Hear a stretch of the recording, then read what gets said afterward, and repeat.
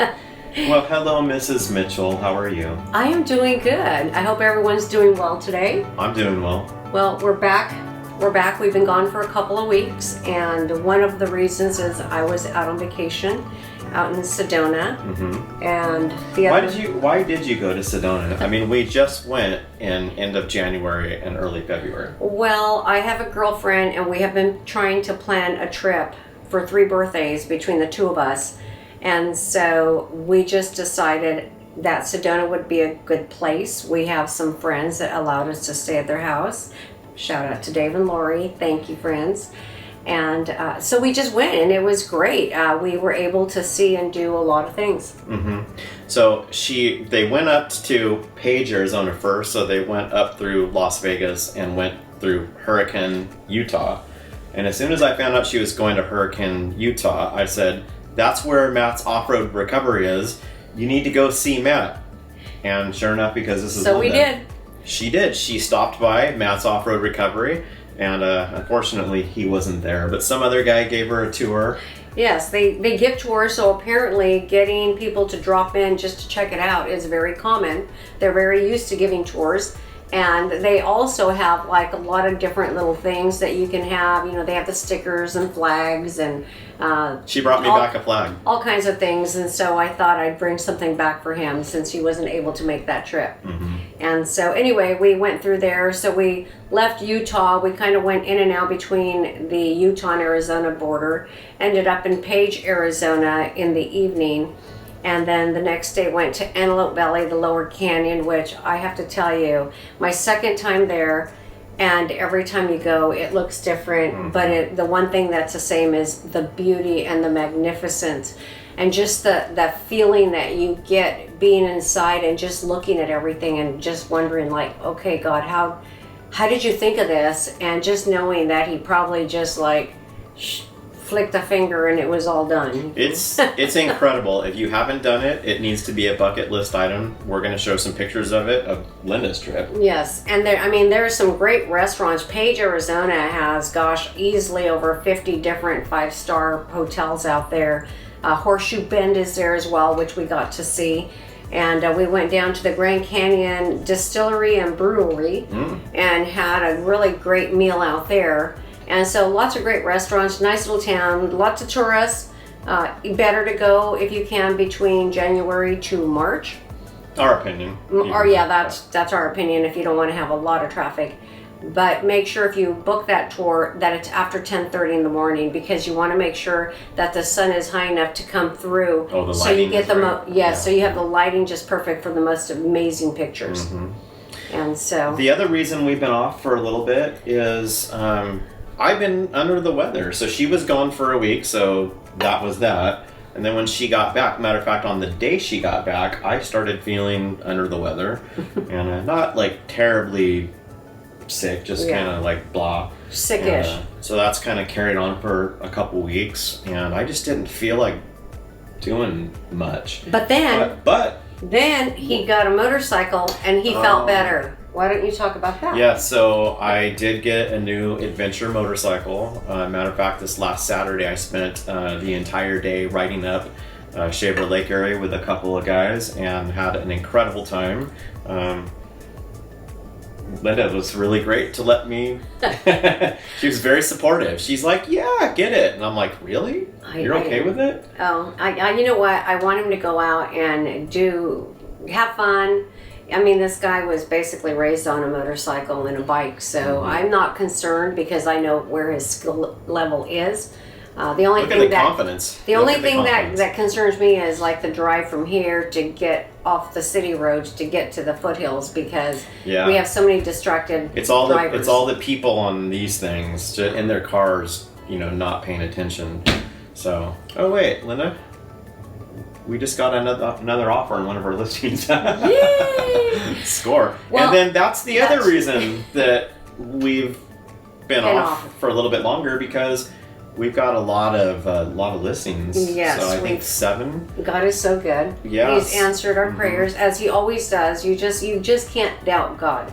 You just have to have full trust and faith in God, because God always delivers, and He delivers in a way that there's no misunderstanding that it was God that brought it and not you. Yeah. So that's why we've been off. Yeah.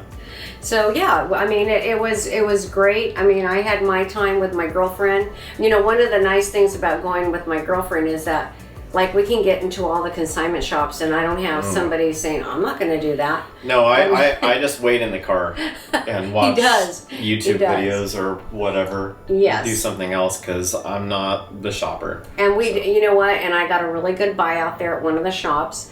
Let's see, I learned how to play pickleball thanks to Joetta and Simon.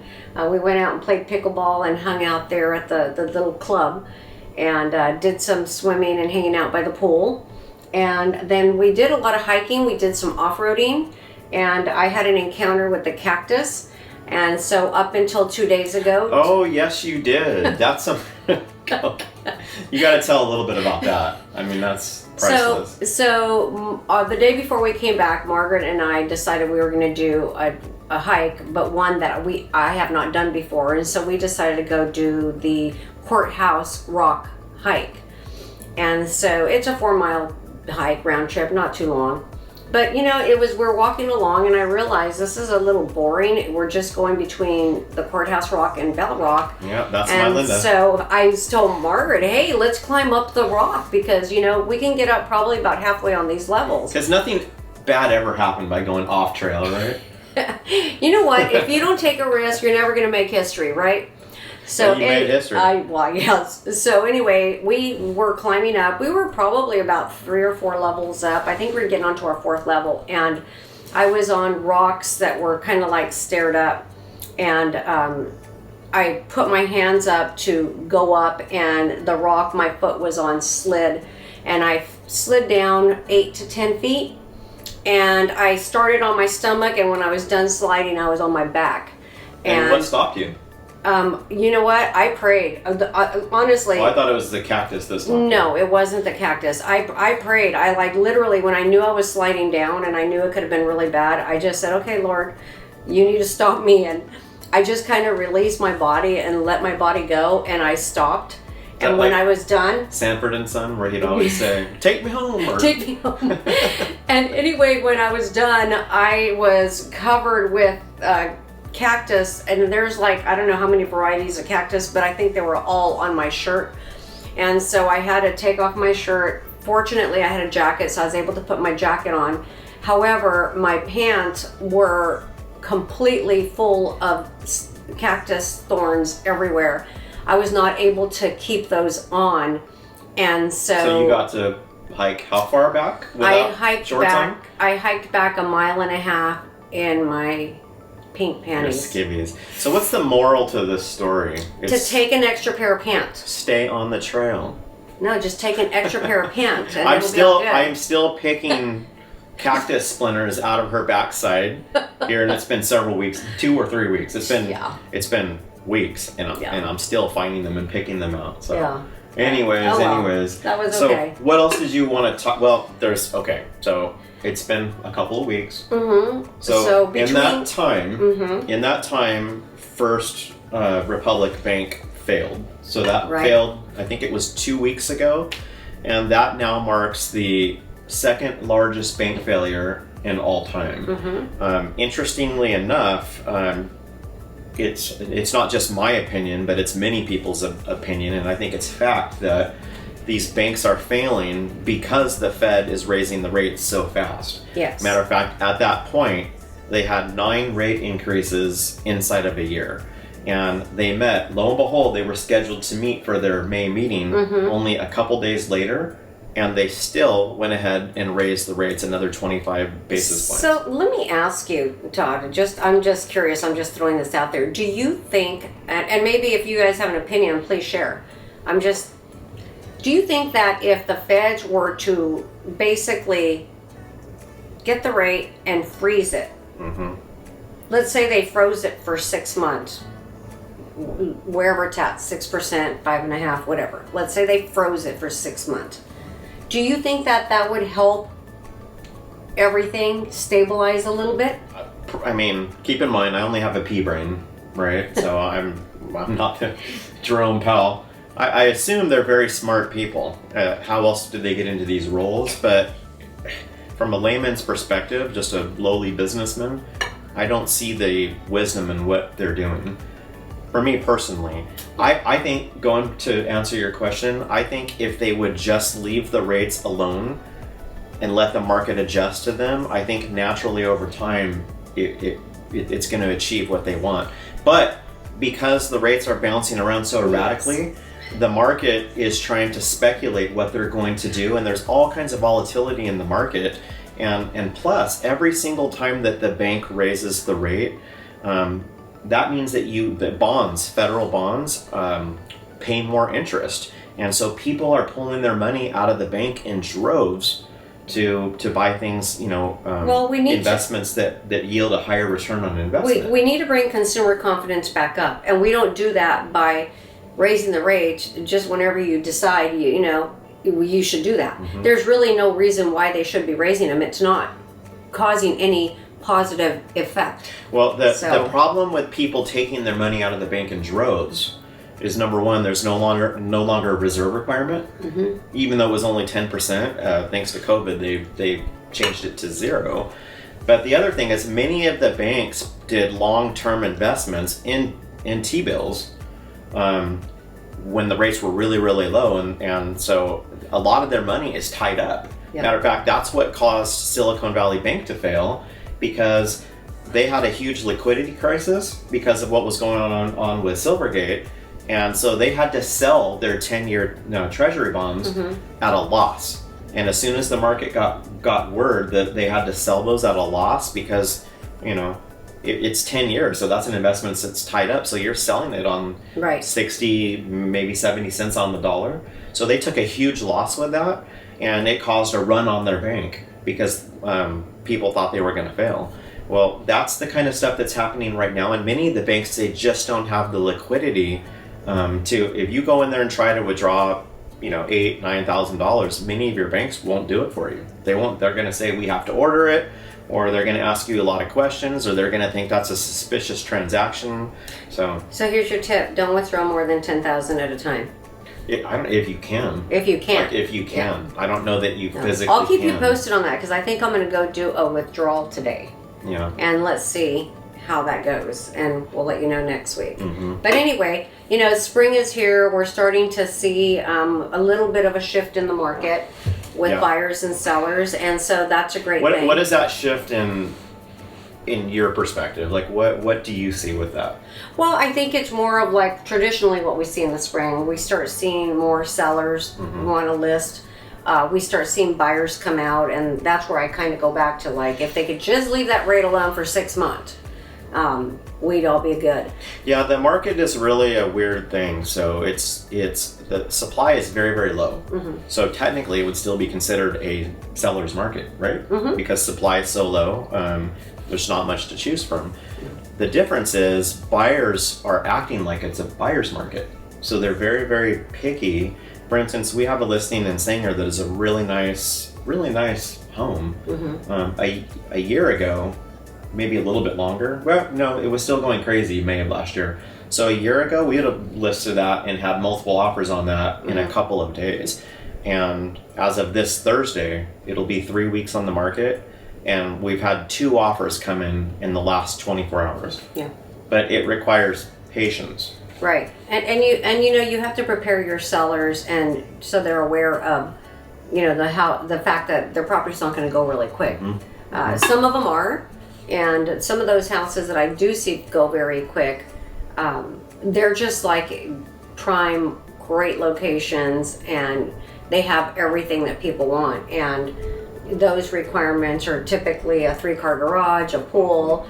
Either a corner lot or an oversized lot. Especially, how hot's it going to be today? 95? Yeah. Everyone wants a pool in the spring. Nobody wants a pool in the winter. Go figure. Mm-hmm. Interesting. Anyway, so what are the rates today, Todd? Do you know? Well, I have it on my computer screen, which is right over there. For a 30-year conventional. 30-year is 6.69% according to Mortgage News Daily.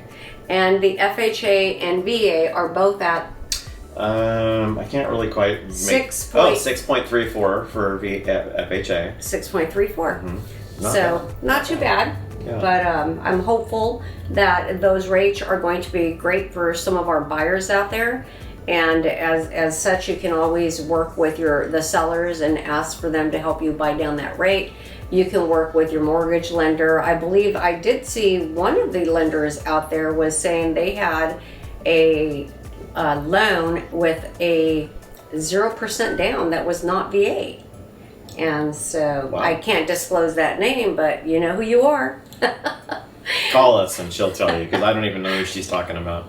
But anyway, that's what we have for today.